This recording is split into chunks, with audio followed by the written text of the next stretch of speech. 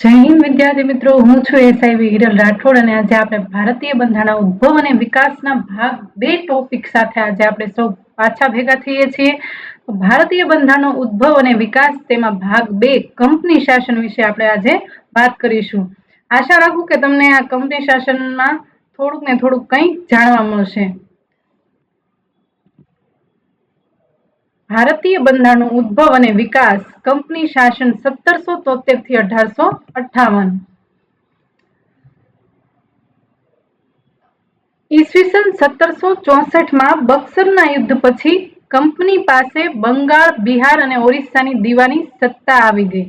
વર્ષ 1765 થી 1772 સુધી વહીવટી બેવડી પ્રણાલી અસ્તિત્વ રહી, જેવા વાસ્તવિક અધિકાર કંપની પાસે હતા, જ્યારે જવાબદારી કોઈ પણ પ્રકારની ન હતી.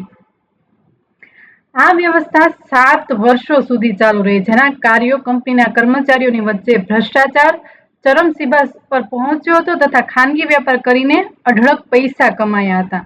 બીજી બાજુ જોઈએ તો કંપની દેવાળું ફૂંકવાની તૈયારી પર આવી ગઈ, પણ તેના કર્મચારીઓ માલામાલ બની ગયા. આ પરિસ્થિતિઓને ધ્યાનમાં રાખીને બ્રિટિશ સરકારે કંપની માટે થોડા કાયદા બનાવવાનું સુનિશ્ચિત કર્યું, જેના અસ્તિત્વમાં આવ્યા. ફળસ્વરૂપે આ અધિનિયમો અસ્તિત્વમાં આવ્યા.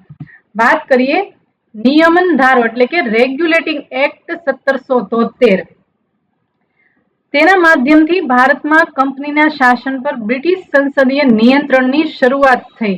તમારે આમાં શોર્ટ પોઈન્ટ યાદ રાખવાના છે. આખું પોઈન્ટ યાદ ન રહે તો ખાલી એટલું યાદ રાખવાનું, બ્રિટિશ સંસદીય નિયંત્રણની શરૂઆત. ભારતમાં બ્રિટિશ શાસનના કેન્દ્રીયકરણની દિશામાં પ્રથમ પગલું. તે પણ નાનો એવો પોઈન્ટ તમારે યાદ રાખી દેવાનો. તમારી બુક્સમાં સાઈડમાં તમારે નોટ ડાઉન કરી લેવાનું. બ્રિટિશ રેગ્યુલેટિંગ એક્ટ અંતર્ગત સાઈડમાં લખી દેવાનું, બ્રિટિશ સંસદીય નિયંત્રણની શરૂઆત, કેન્દ્રીયકરણની દિશામાં પ્રથમ પગલું. હવે આ એક્ટની મુખ્ય જોગવાઈઓ વિશે આપણે જોઈએ. ઈસવીસન 1773 રેગ્યુલેટિંગ એક્ટ દ્વારા કંપનીના ગવર્નરના જનરલનું પદનું સર્જન કરવામાં આવ્યું. તેથી બંગાળના ગવર્નર જનરલ કહેવાયા. પ્રથમ ગવર્નર જનરલ કોણ હતા? વોરન હેસ્ટિંગ, જે બંગાળના અંતિમ ગવર્નર કહેવાય. ભારત પ્રથમ ગવર્નર જનરલ કે તો વોરન હેસ્ટિંગ, પરંતુ બંગાળના અંતિમ ગવર્નર કે તો પણ વોરન હેસ્ટિંગ આવશે, જેને મદ્રાસ, બોમ્બે તથા બંગાળના ગવર્નર જનરલને આધીન થઈ ગયા. જે મદ્રાસ અને બોમ્બે હતું તેને બંગાળના ગવર્નર જનરલને આધીન કરવામાં આવ્યા. આ એક્ટ દ્વારા પહેલીવાર કંપનીના વહીવટી અને રાજકીય કાર્યોને માન્યતા મળી. શોર્ટ તમારે યાદ રાખવાનું છે કે ગવર્નર જનરલનું પદ અસ્તિત્વમાં આવ્યું, ત્યારબાદ વહીવટી અને રાજકીય કાર્યોને માન્યતા મળી અને બંગાળમાં એક વહીવટી મંડળનું નિર્માણ થયું. આ ઉપરાંત કંપનીના જે ડાયરેક્ટરો હવેથી રાજસ્વ એટલે કે મહેસૂલી, દિવાળી તથા સૈન્ય વહીવટના સંબંધમાં કરવામાં આવેલી કાર્યોની સરકારને સૂચના આપવી પડશે. આ પ્રકારે પહેલીવાર બ્રિટિશ કેબિનેટ ભારતીય મુદ્દાઓમાં હસ્તક્ષેપનો અધિકાર મળ્યો. આ એક્ટ દ્વારા બ્રિટિશરો હતા તેને ભારતની કેબિનેટના મુદ્દાઓમાં હસ્તક્ષેપ કરવાનો આ એક્ટ દ્વારા અધિકાર મળે છે. આ એક્ટ દ્વારા કલકત્તામાં 1774 સુપ્રીમ કોર્ટની સ્થાપના કરવામાં આવે છે, જેના સૌ પ્રથમ મુખ્ય ન્યાયાધીશ સર એલિજા ઇમ્પે હતા અને હવે અત્યારની કોમ્પિટિશનને ધ્યાનમાં લઈને તેના અન્ય 3 ન્યાયાધીશોના નામ પણ પૂછી શકે કે અન્ય આ બધું તો જાણતા જ હશો આપણે. 1774 સુપ્રીમ કોર્ટની સ્થાપના થઈ, જેના મુખ્ય ન્યાયાધીશ સર એલિજા ઇમ્પે હતા, પણ અન્ય 3 ન્યાયાધીશ હાઇડ, ચેમ્બર તથા લિમેસ્ટર હતા. બંગાળમાં એક વહીવટી મંડળનું નિર્માણ થયું, જેના ગવર્નર તથા 4 અન્ય નિયુક્ત કરવામાં આવ્યા. આ અધિનિયમ દ્વારા વોરન હેસ્ટિંગની ગવર્નર જનરલ રૂપમાં નિમણૂક થઈ, જે બંગાળ પ્રાંત સુધી સીમિત બની, તથા ક્લેવેરિંગ, મોન્સન અને બર્વેલ તેમજ ફિલિપ ફ્રાન્સિસને કાઉન્સિલરના રૂપમાં નિયુક્ત કરવામાં આવ્યા. તે દરેકનો કાર્યકાળ 5 વર્ષનો હતો. આ એક વધારાનો પોઈન્ટ છે કે બંગાળમાં વહીવટી મંડળની સ્થાપના થઈ અને તેના જે મેઇન છે ડિરેક્ટર, તેને વોરન હેસ્ટિંગને રાખવામાં આવ્યા અને આ ઉપરાંત 4 અન્ય કાઉન્સિલરની નિયુક્તિ પણ કરવામાં આવી, જે હતા ક્લેવરિંગ, મોન્સન, બેરવેલ અને ફિલિપ હતા. કંપનીના કર્મચારીઓને ભેટ સોગાદ સ્વીકારવાની ખાનગી વ્યાપાર પર સંપૂર્ણપણે પ્રતિબંધ. નાનો એવો પોઈન્ટ યાદ રાખવાના. આ નિયમન ધારામાંથી તમારે જે પોઈન્ટ યાદ રાખવાના છે તે છે બ્રિટિશ સંસદીય નિયંત્રણની શરૂઆત, કેન્દ્રીયકરણની દિશામાં પ્રથમ પગલું, ગવર્નર જનરલના પદનું સર્જન, પ્રથમ ગવર્નર જનરલ કે તો વોરન હેસ્ટિંગ, વહીવટી અને રાજકીય કાર્યોને માન્યતા. શોર્ટમાં તમારે લખી દેવાનું. જે લોકોને શોર્ટ નોટ બનાવી છે, ઘણીવાર કોમેન્ટમાં કહેતા હોય છે કે મેડમ શોર્ટ નોટ તમે બનાવી હોય તો આપજો. તો તેઓ શોર્ટ નોટ બનાવવી હોય તો તેઓ આ સાઈડમાં નાના એવા પોઈન્ટ લખી શકે છે. બંગાળમાં વહીવટી મંડળનું નિર્માણ, જેમાં તેના મુખ્ય ડાયરેક્ટર વોરન હેસ્ટિંગ હતા અને પ્લસ 4 અન્ય કાઉન્સિલરોની નિયુક્તિ કરવામાં આવી હતી, જેમાં હતા બોરવેલ, મોન્સન, ફિલિપ અને ક્લેવરિંગ હતા. સુપ્રીમ કોર્ટની સ્થાપના, ન્યાયાધીશ એલિઝા ઇમ્પે અને 3 ન્યાયાધીશ હાઇટ ચેમ્બર અને લેમિસ્ટેર. ભેટ સોગાદ સ્વીકારવાની અને ખાનગી વ્યાપાર પર પ્રતિબંધ. આ કાયદા મુજબ હવે બ્રિટિશ સરકાર પોતે જ ભારતીય વહીવટ ક્ષેત્રમાં પ્રવેશ કરી લીધો. જે મેં તમને પોઈન્ટ નોટ ડાઉન કર્યા છે એ પોઈન્ટ દ્વારા તમે આખો એક્ટ યાદ રાખી શકો છો. નેક્સ્ટ સુધારક ધારો 1781, એક્ટ ઓફ અમેન્ડિંગ 1781. આ ધારો એક્ટ ઓફ સેટલમેન્ટના નામથી પણ ઓળખાય છે. તેનો ઉદ્દેશ રેગ્યુલેટિંગ એક્ટ 1773 જે ખામીઓ, દોષો આવશે, જે ખામીઓને દૂર કરવાનો હતો. સુપ્રીમ કોર્ટના ક્ષેત્રાધિકારને મર્યાદિત કરવામાં આવ્યું. ગવર્નર જનરલની કારોબારી પરિષદ અને ન્યાયાલય વચ્ચેના સંબંધનું સ્પષ્ટીકરણ, ક્ષેત્રાધિકારને મર્યાદિત, રેગ્યુલેટ એક્ટના દોષોને દૂર કરવા. એક્ટ ઓફ સેટલમેન્ટ એક્ટ નામથી ઓળખાય છે. ગવર્નર જનરલ પરિષદ કંપનીના અધિકારીઓ અને કર્મચારીઓ દ્વારા ભારતમાં કરેલા કાર્ય માટે ભારતની સુપ્રીમ કોર્ટને જવાબદાર રહેશે નહીં. કાયદા નિર્માણ સમયે ભારતના સામાજિક અને ધાર્મિક રીતિ રિવાજોને ધ્યાનમાં રાખવાનું સ્વીકારવામાં આવ્યું. આગળના એક્ટ વિશે આપણે વાત કરીએ. ઈસ્ટ ઇન્ડિયા એક્ટ ખૂબ જ મહત્વનો એક્ટ છે કે તમને ખબર જ છે કે રેગ્યુલેટિંગ એક્ટની જે ખામીઓ, પેલો જે હતો 1781, તે પણ તેની ખામીઓને રેગ્યુલેટિંગ એક્ટની ખામીઓને દૂર કરવા માટે હતો અને આ એક્ટ પણ રેગ્યુલેટિંગ એક્ટની ખામીઓ દૂર કરવા અને કંપની ઉપરના નિયંત્રણને દૂર અને વધુ મજબૂત કરવાના ઉદ્દેશથી, કંપનીનો અંત કરવાના ઉદ્દેશથી બ્રિટનના તાત્કાલિક પ્રધાનમંત્રી હતા વિલિયમ પીટ ધ યંગરે સંસદમાં આ એક્ટ ક્યારે રજૂ કર્યો? 1784. જે પ્રધાનમંત્રી હતા વિલિયમ પીટ, એના ઉપરથી આ એક્ટને પિટ્સ ઇન્ડિયા એક્ટ નો ધારો કહેવામાં આવ્યો. જેની મુખ્ય પ્રમુખ જોગવાઈઓ આપણે જોઈએ તો કંપનીના રાજનૈતિક અને વ્યાપારિક કાર્યોને અલગ કર્યા.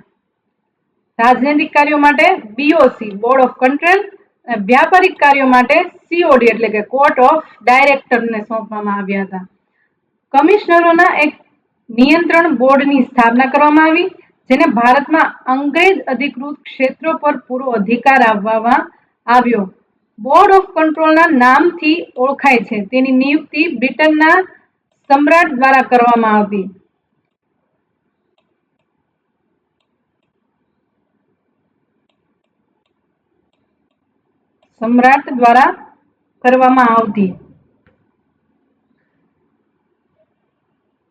બોર્ડ ઓફ કંટ્રોલના નામથી જે બોર્ડની સ્થાપના કરવામાં આવી હતી તેના 6 સદસ્યોમાં એક બ્રિટનના રાજકોષી મંત્રી, બીજા વિદેશ સચિવ તથા 4 અન્ય સમ્રાટ દ્વારા પ્રિવી કાઉન્સિલના સદસ્યોમાંથી ચૂંટવામાં આવતા.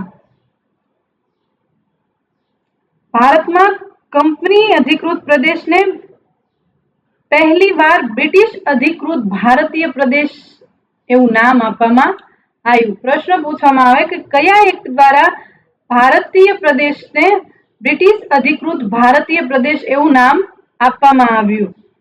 મદ્રાસ. આ ઉપરાંત આ એક્ટની અન્ય જોગવાઈઓ છે. મદ્રાસ તથા બોમ્બેના ગવર્નરોની મદદથી 3 સદસ્યોની પરિષદનું નિર્માણ કરવામાં આવ્યું. દેશી રાજાઓ સાથે યુદ્ધ તથા સંધિ પહેલા ગવર્નર જનરલને કંપનીના ડાયરેક્ટરોની સ્વીકૃતિ. જે રાજાઓ એને બીજા સાથે યુદ્ધ કરવું હોય તો કંપનીના જે ડાયરેક્ટરો હતી તેની સ્વીકૃતિ લેવામાં આવતી. ભારતમાં અંગ્રેજ અધિકારીઓ ઉપર કેસ ચલાવવા ઇંગ્લેન્ડમાં સુપ્રીમ કોર્ટની સ્થાપના થઈ. જ્યારે કલકત્તામાં સુપ્રીમ કોર્ટની સ્થાપના રેગ્યુલેટિંગ એક્ટ 1773 અંતર્ગત 1774, પરંતુ ઇંગ્લેન્ડમાં જ્યારે સુપ્રીમ કોર્ટની સ્થાપના શા કારણે કરવાનું, શેના માટે? ભારતમાં અંગ્રેજ અધિકારીઓ ઉપર કેસ ચલાવવા માટે ઇંગ્લેન્ડમાં સુપ્રીમ કોર્ટની સ્થાપના કરવામાં આવી. આગળના એક્ટ વિશે વાત કરીએ. Amendment act 1786. આ એટલું મહત્વનું નથી, પરંતુ તમારે ડીપમાં કરવાનું છે એટલે એક નજર ફેરવી લેવી જરૂરી છે. ગવર્નર જનરલને મુખ્ય સેનાપતિની શક્તિઓ પ્રદાન કરવામાં આવી. ગવર્નર જનરલને પરિષદનો નિર્ણય રદ કરવાની અને નિર્ણય લાગુ કરવાની, એક તો સેનાપતિની શક્તિઓ યાદ રાખવાનું અને પરિષદનો નિર્ણય રદ કરવાની અને નિર્ણય લાગુ કરવાની શક્તિ એમેન્ડમેન્ટ એક્ટ 1786 અંતર્ગત આપવામાં આવી. Next act charter act 1793. આ પણ એટલો બધો મહત્વનો નથી, પરંતુ આપણે એક નજર ફેરવી લઈએ. આ એક્ટ ઈસ્ટ ઇન્ડિયા કંપનીનો સૌ પ્રથમ ચાર્ટર એક્ટ હતો. આગળના જે એક્ટ જોયા તે સૌ પ્રથમ ચાર્ટર એક્ટ કહે તો 1793.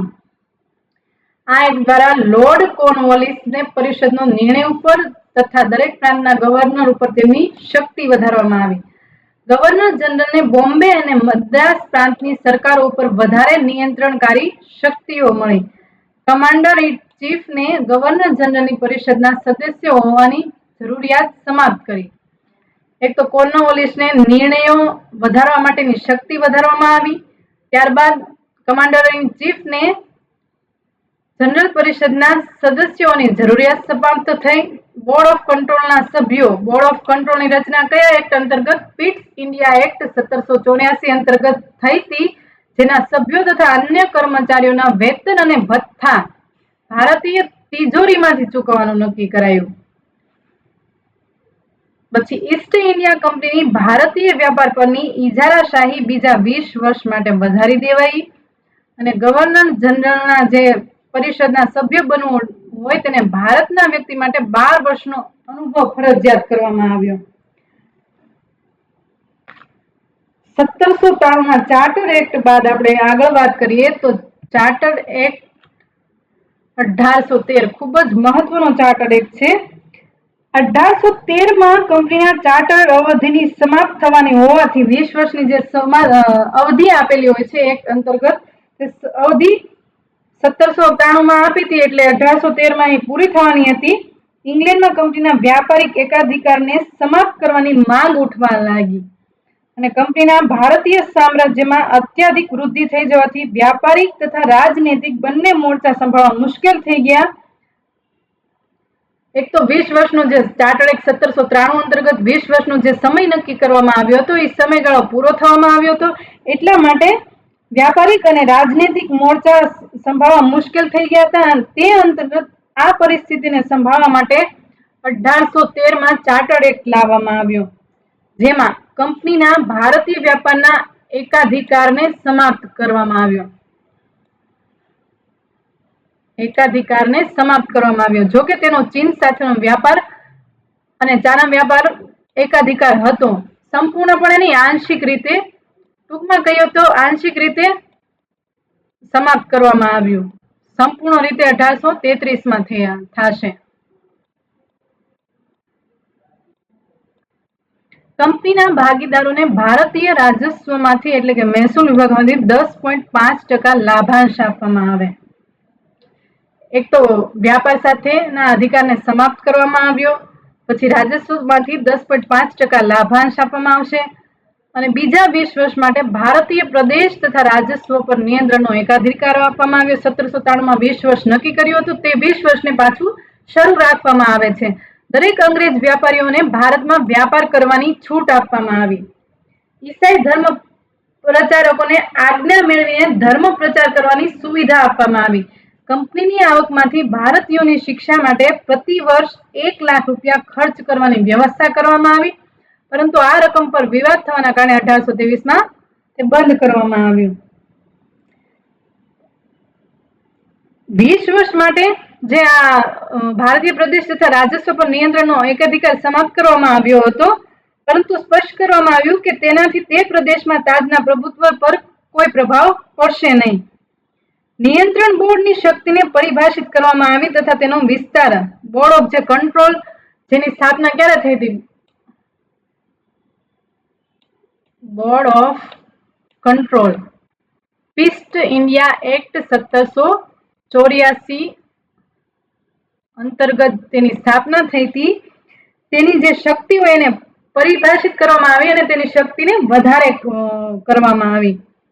તો આમાંથી આપણે નાના નાના પોઈન્ટ યાદ રાખી લેવાના છે કે ભારતીય વ્યાપારના એકાધિકારને સમાપ્તિ, ભારતીય વ્યાપારના એકાધિકારને સમાપ્તિ આંશિક રીતે, પછી ભારતીય રાજસ્વમાંથી 10.5% લાભાંશ, 20 વર્ષ માટે ભારતીય પ્રદેશો તથા રાજસ્વ પર નિયંત્રણનો એકાધિકાર, વ્યાપારીઓને ભારતમાં વ્યાપાર કરવાની છૂટ, ઈસાઈ ધર્મ પ્રચારકને ધર્મ પ્રચાર કરવાની છૂટ અને ભારતીયોની શિક્ષા માટે 1 લાખ રૂપિયાનો ખર્ચ કરવામાં આવશે. તે જે ક્યારે બંધ થયો? 1823 અને બોર્ડ ઓફ કંટ્રોલની શક્તિને વધારવામાં આવી.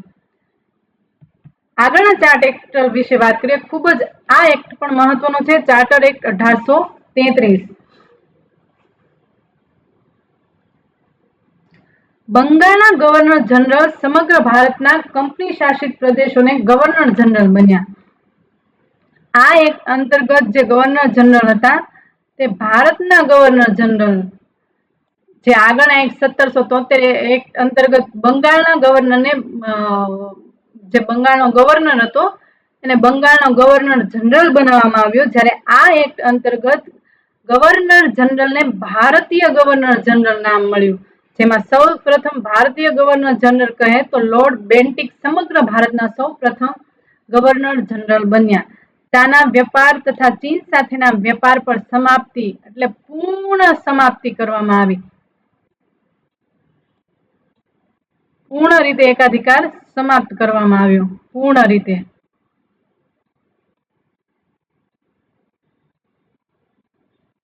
રીતે એકાધિકારને સમાપ્ત કરવામાં આવ્યો. જ્યારે ચાર્ટર એક્ટ 1813 અંતર્ગત આંશિક રીતે એકાધિકારને સમાપ્ત કરવામાં આવ્યો હતો. જ્યારે 1833 અંતર્ગત પૂર્ણ રીતે એકાધિકાર સમાપ્ત. ભારતીય પ્રદેશો તથા રાજસ્વ પર કંપનીના અધિકારોને ભારતીય પ્રદેશનો વહીવટ હવે 20 વર્ષ માટે પાછો વધારી દેવામાં આવ્યો.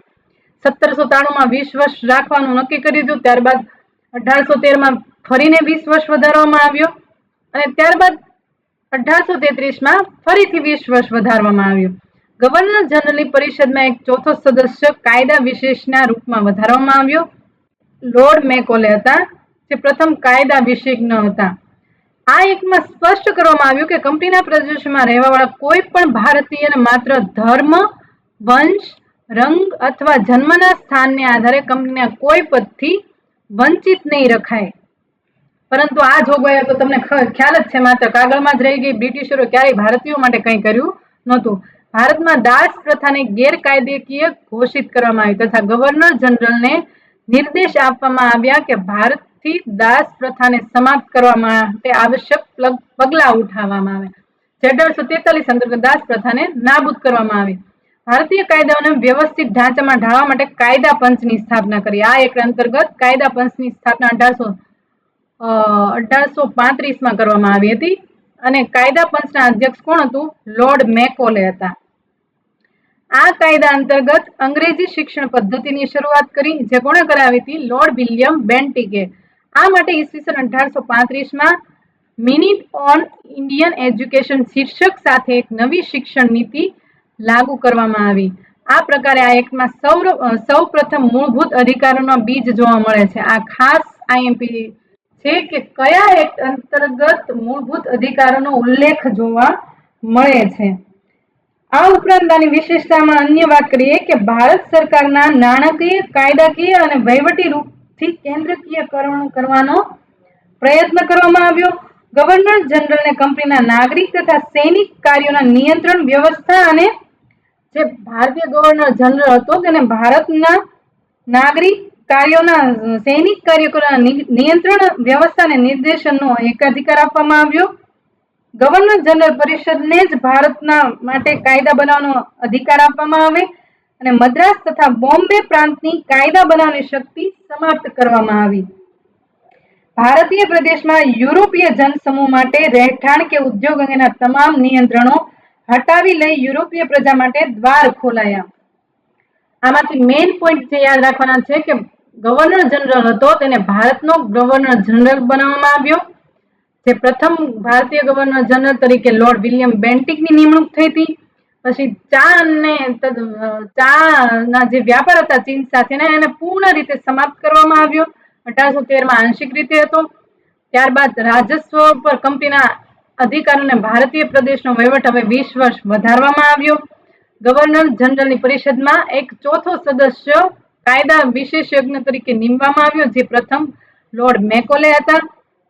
પછી એવું નક્કી કરવામાં આવ્યું કે ધર્મ, વંશ, રંગ, જન્મના સ્થાને કોઈને પદથી વંચિત રાખવામાં નહીં આવે. પછી ભારતમાં દાસ પ્રથાને ગેરકાયદેસર ઘોષિત કરવામાં આવી, જે 1843માં દાસ પ્રથા નાબૂદ કરવામાં આવી.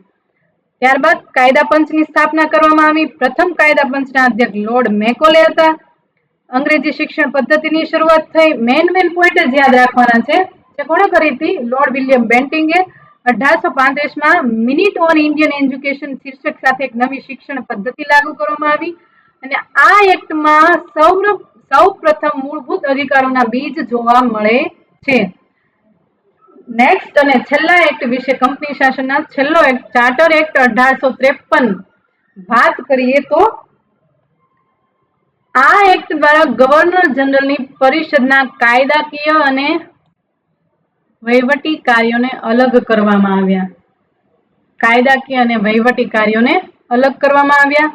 ડાયરેક્ટરની સંખ્યા 24 થી ઘટાડીને 18 કરવામાં આવી, જેમાંથી 6 સદસ્યોની નિમણૂક સમ્રાટ દ્વારા કરવામાં આવશે. નિમણૂકના મુદ્દામાં ડાયરેક્ટરોનો અધિકાર સમાપ્ત કરવામાં આવ્યો. કાયદાકીય સદસ્યોને ગવર્નર જનરલની પરિષદનો પૂર્ણ સદસ્ય બનાવવામાં આવ્યો. બંગાળ માટે અલગ લેફ્ટનન્ટ ગવર્નરની નિમણૂક કરવામાં આવી. સિવિલ સેવકોની નિમણૂક માટે સ્પર્ધાત્મક પરીક્ષાઓની વ્યવસ્થા કરવામાં આવી. ને ભારતીયો માટે પણ તેના દ્વાર ખોલી દેવામાં આવ્યા. અને 1854માં મેકોલે સમિતિની નિમણૂક કરવામાં આવી. કયા એક્ટ અંતર્ગત? ચાર્ટર્ડ એક્ટ 1813 અંતર્ગત 1854માં મેકોલે સમિતિની નિમણૂક કરવામાં આવી. હવે આ એક્ટ વિશે બધા તમારે ટૂંકા પોઈન્ટ ફક્ત યાદ રાખવાના છે, જે તમારા બુકમાં શોર્ટ નોટ તરીકે લખી રાખજો, અથવા જે લોકો શોર્ટ નોટ બનાવે છે તે નોટ ડાઉન ફક્ત વિડીયો જોઈને આટલા પોઈન્ટ તમારે જેમ અંડરલાઈન કર્યા છે એટલા જ નોટ ડાઉન કરવાના છે. કાયદાકીય અને જેથી તમે રિવિઝન કરો ત્યારે તમે ઝડપથી રિવિઝન કરી શકો. કાયદાકીય અને વહીવટી કાર્યોને અલગ. ડાયરેક્ટરની સંખ્યા 24 થી ઘટાડી 18 કરવામાં આવી. 6 ની નિમણૂક સમ્રાટ દ્વારા. ડાયરેક્ટરનો અધિકાર સમાપ્ત. કાયદાકીય સદસ્યને પૂર્ણ સદસ્ય બનાવવામાં આવ્યા. બંગાળમાં લેફ્ટનન્ટ ગવર્નરની નિમણૂક. ત્યારબાદ સિવિલ સેવકોની સ્પર્ધાત્મક પરીક્ષાની વ્યવસ્થા, જેના દ્વાર ભારતીયો માટે પણ ખોલવામાં આવ્યા. 1854માં લોર્ડ મેકોલે સમિતિની નિમણૂક કરવામાં આવી. ત્યારબાદ વધારે જે લોકોને વિગત જોઈએ છે તો કાયદાકીય સદસ્યને ગવર્નર જનરલ પરિષદનો પૂર્ણ સદસ્ય બનાવવામાં આવ્યો. આ ઉપરાંત ગવર્નર જનરલની પરિષદમાં કાયદાકીય નિર્માણમાં મદદ કરવા માટે 6 વધારાના સદસ્યોની નિમણૂક કરવામાં આવી. જે આ મેકોલે સમિતિની રચના કરવામાં આવી હતી તે અંતર્ગત 6 વધારાના સદસ્યોની નિમણૂક કરવામાં આવી. પરંતુ કાર્યકારી પરિષદને વિધાન પરિષદના વિધેયક પર વીટો લાવવાનો અધિકાર હતો. કંપનીને ભારતીય પ્રદેશનો જ્યાં સુધી સંસદ ઈચ્છે ત્યાં સુધી પોતાને આધીન રાખવાની છૂટ અપાઈ. તમારે જે આ પોઈન્ટ મેં અંડરલાઈન કરેલા છે તેટલા પોઈન્ટ તમારે શોર્ટમાં લખી રાખવાના છે.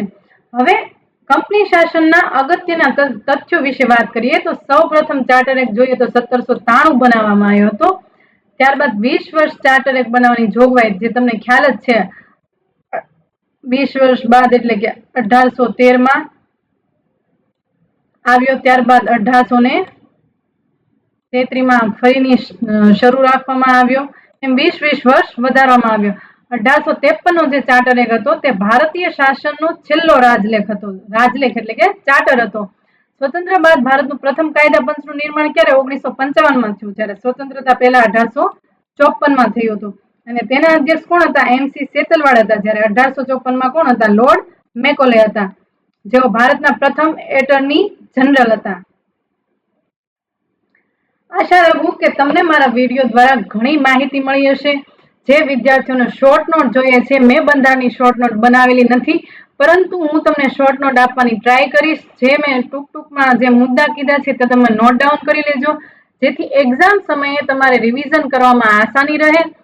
મળીએ છીએ હજી બંધારણના ઉદ્ભવ અને વિકાસના હજી 2 વિડીયો બાકી છે, કારણ કે તમને ડીપમાં પોઈન્ટ કરવાના કીધા છે, એટલે તેમાં તમારે વધારે માહિતી ભેગી કરવી પડશે. એટલે હજી 2 વિડીયો આના આવશે, એટલે મારી યુટ્યુબ ચેનલ સાથે તમે જોડાયેલા રહેશો. જે પણ વિદ્યાર્થીઓને કોઈ બી પ્રશ્ન છે, હું વારંવાર હરેક વિડીયોમાં કહું છું કે તેઓ કોમેન્ટમાં લખી શકે છે, અને મારી યુટ્યુબ ચેનલ સાથે જોડાયેલા રહેજો. આની પીડીએફ તમને નીચે ડિસ્ક્રિપ્શનમાં લિંક મૂકેલી છે, જે ક્લાસ 3 ગાઈડન્સ નામની ટેલિગ્રામની ચેનલ છે, તેમાં તમે જોઈન થઈ જશો તો તમને પીડીએફ મળી જશે. અસ્તુ, જય હિન્દ.